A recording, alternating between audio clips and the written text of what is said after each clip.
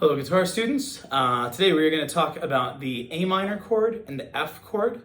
Hopefully you have your chord paper in front of you, the one that we got initially that showed you the G chord, the E minor chord, stuff like that. You can pull that out right now and take a look at these. The first one we're going to look at is A minor. And I just want you to notice first, you can take a second to pause if you need to actually look at the fingers and where to put them. You'll notice that it is very much like your C chord, but one finger difference. So here's your C chord. When we look at the A minor, this is the same thing, but we're just going to move the ring finger into here on the note A that's on the G string. And we're going to, again, hit 5 notes. So hopefully that will come, actually maybe even a little easier than the C chord does. One thing that I'd like you to practice doing to get used to this A minor is particularly switching between the C and the A minor. You might notice that as I'm doing that, to make room for that ring finger, I need to slide my middle slightly over to the left. Not too much, but take a look at that again. Just enough room. I don't want to go too far back, or again, I'm going to have a buzzing issue. But so you can take a look there. Then let's also look at the F chord. Now I want you to pause real quick not literally pause the video, but just hang on a second because the F chord at the bottom of the paper is not the one we're using. We're going to be using, I know this is a convoluted one, but it is going to say F major 7 / C or F major 7 over C, for those who know that. So here's the deal. The normal F chord that we would play uses a technique called barring. And we're not going to talk about that yet. We will talk about it later, but it's significantly harder on your hands. So we're not going to do that first. We're going to do a different variety of an F chord. This F chord right here, which I'll show you in just a second, is the F major 7 over C. But for all intents and purposes, what we care about with it, it's an F chord. It adds in an extra note that's not technically in an F chord, and it has the wrong lowest sounding note, which is why there's the qualifications major 7 and /C.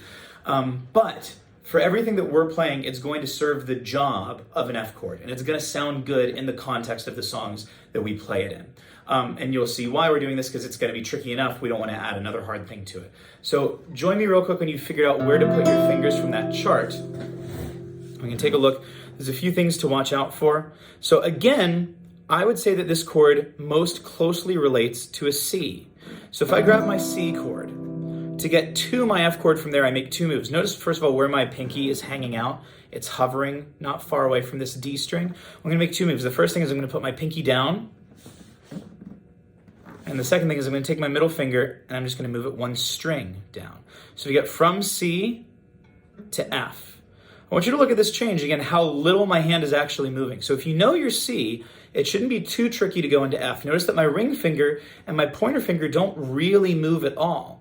It's all just about getting this pinky in place so that it can drop down and then pivoting that middle finger back. If you can get that, you can get the whole chord. This is the trickiest one that we've done so far, just in terms of getting all the notes to sound out, because you have to twist your fingers around, you're using all 4 of them, but a little bit of practice and it will still work out fine. So you can start using that chord in instances of songs where you've seen it, but aside from that, for next time, the biggest goal that I would say is just start practicing switching these chords with your others. So just like I told you on the first week, hey, take a chord and practice going to every other chord from it to get used to those changes.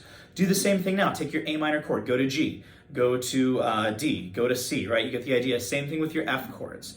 Now, especially, it is true that you want to practice these going to stuff like D and E minor as well, but especially you want to be practicing combinations of C, F, G, and A minor, because those are the 4 most likely chords to go together, the ones that happen most commonly. So make sure that you're getting familiar with those. That's all we have to say right now on chords. Hope it goes well for you. Happy practicing.